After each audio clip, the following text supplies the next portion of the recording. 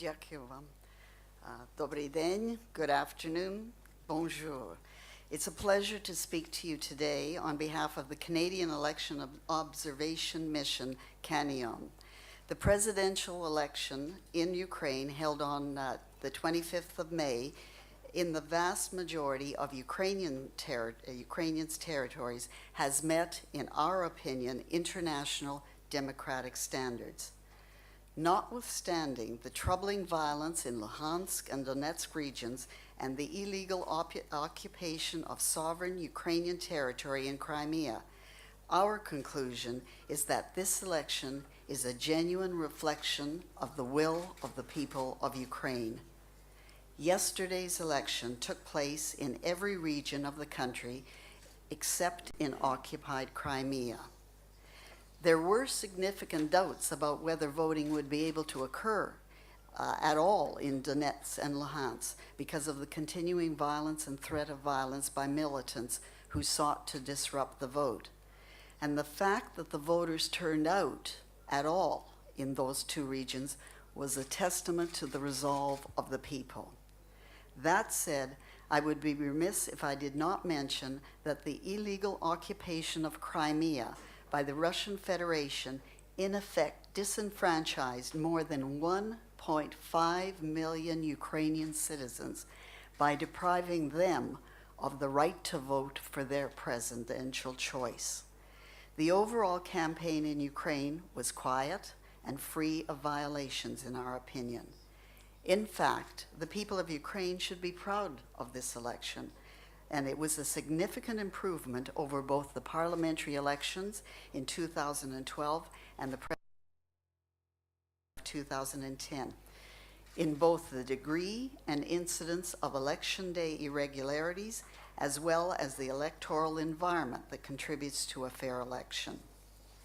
In 2012, there were severe problems in tabulation and transmission of results.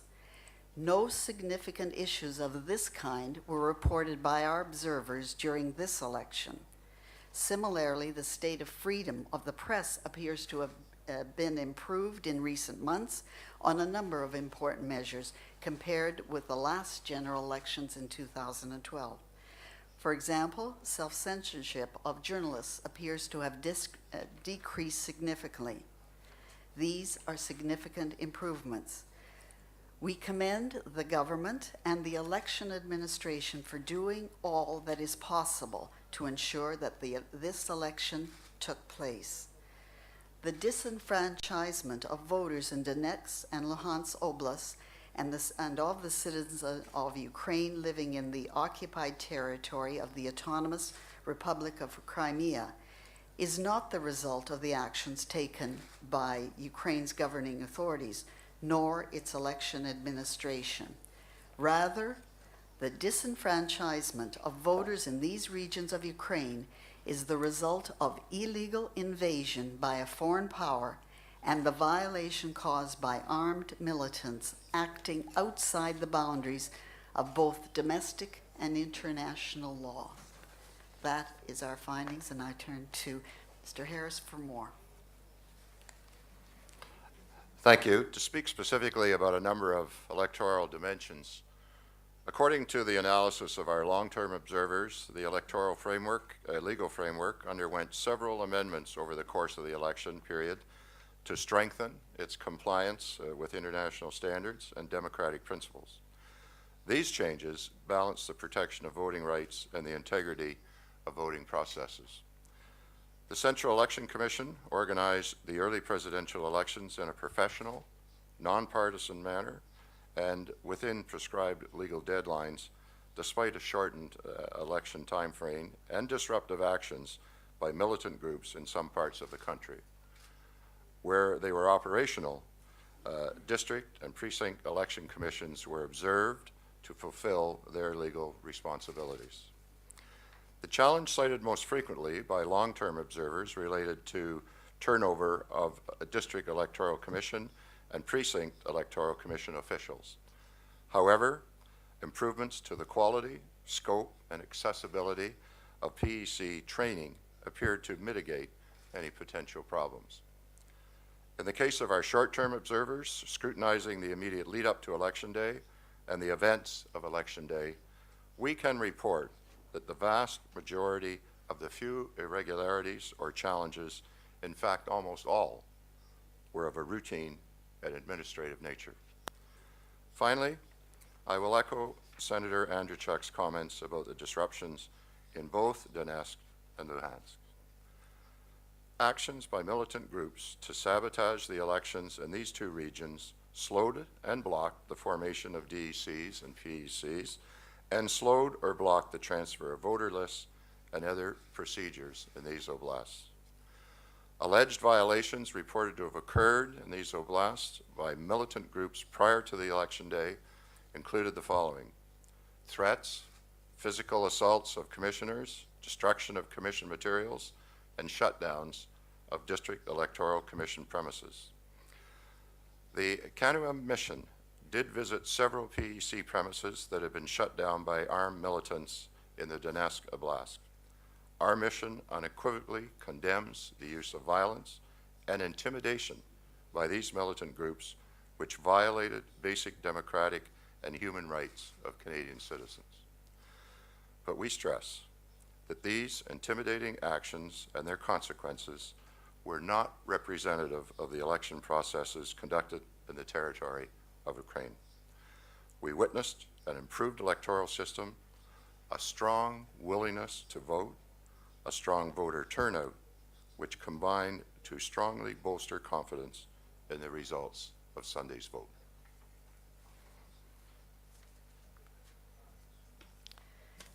Oops. In conclusion, I would like to extend our heartfelt thanks to our excellent observers for their dedication, hard work, and for doing an excellent job in observing over 2,000 polling stations in 23 oblasts. I also express my appreciation on behalf of our mission to the Government of Canada for sponsoring this mission and for its continued support for the people of Ukraine and for this country's democratic development. I would like to acknowledge our ambassador and the staff who have worked tirelessly day in and day out and have been very committed to their professionalism on behalf of Canada in very trying times. We know you've taken a lead action here, and we're very proud and appreciative of it. Our country thanks you on that score. We offer our sincere appreciation to the officials of all the various offices and institutions, from the Central Election Commission to various government ministries, for their cooperation and support throughout this process. Finally, I would like to commend the role of the domestic observers for their professionalism and for their role in supporting transparency during the election process. They have come a long way. It's been difficult, and they've reached a professional status that will serve their country well. So on behalf of the mission, we thank all who have participated, and we're happy to take any questions should there be some. Okay. If possible, we will open to a few questions. Any questions from our colleagues? Sure.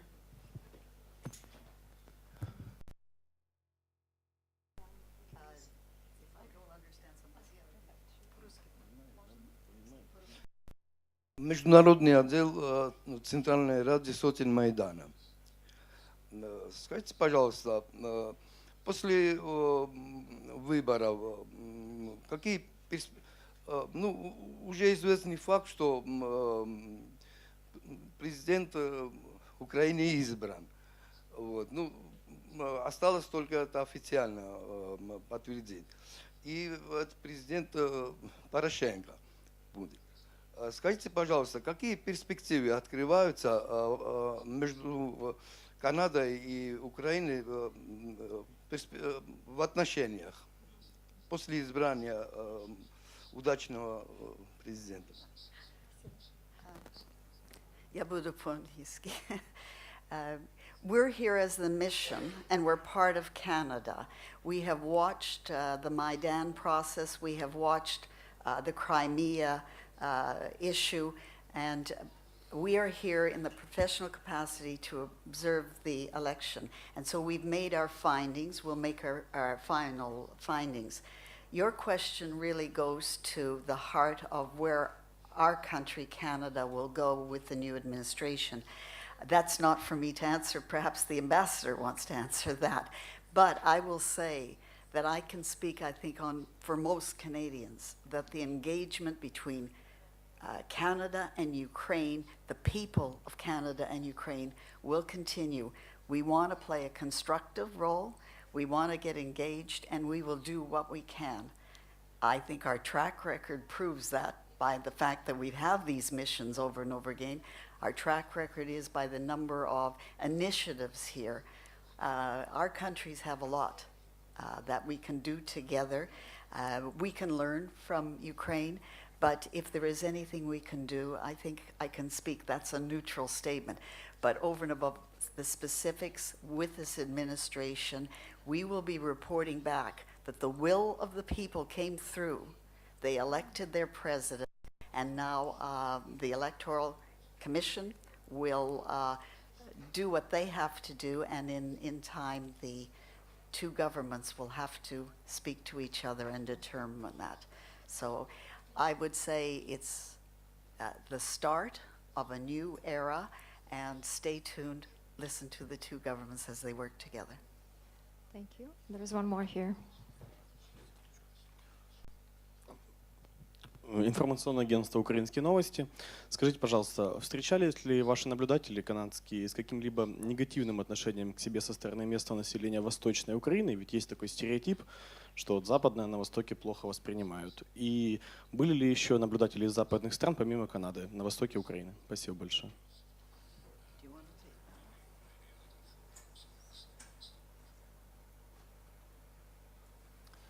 Well, I think the senator may wish to comment as well. I don't think our observers were treated any differently than other observers or than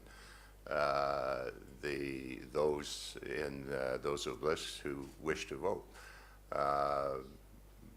It's a matter of record. None of us were treated very well by the militant groups in both of those obelisks, but I did not get any sense from our observers that they were treated any differently than all the rest. I think that we were here to observe. We abide by the international standards and rules for observers. I don't think in that case we are any different. I should say that it's important to have outsiders come in at a critical time. We were here on the invitation of the Ukrainian government. I must say that the feedback that I've received, and I went out yesterday outside of Kyiv to Dnipropetrovsk, people came up to talk about not me, but about their wishes to have an election and to convince us that they had, in fact, an opportunity to vote. Unfortunately, in two oblasts, it didn't work out that way. Do we have any more questions to our speakers? Yes, one more if possible. Sure. Скажите, пожалуйста, Канада будет поддерживать и способствовать, чтобы Украина вступила в НАТО? И как можно быстрее?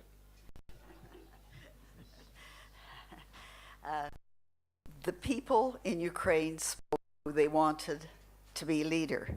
The people will have to deal with their leader, and we think at this case we know who that leader will be, and that leader will talk to his people. We will see where that goes. NATO will have a summit meeting. We're not here representing the government. We're independent. There is a NATO summit meeting coming. I'm sure that the leadership here will express itself. I have no opinion as to what the people and the government here are going to do. I think it's a new era. I think there will be new debates, new reflections, and we in Canada will wait to see what the administration does here. and take it into account.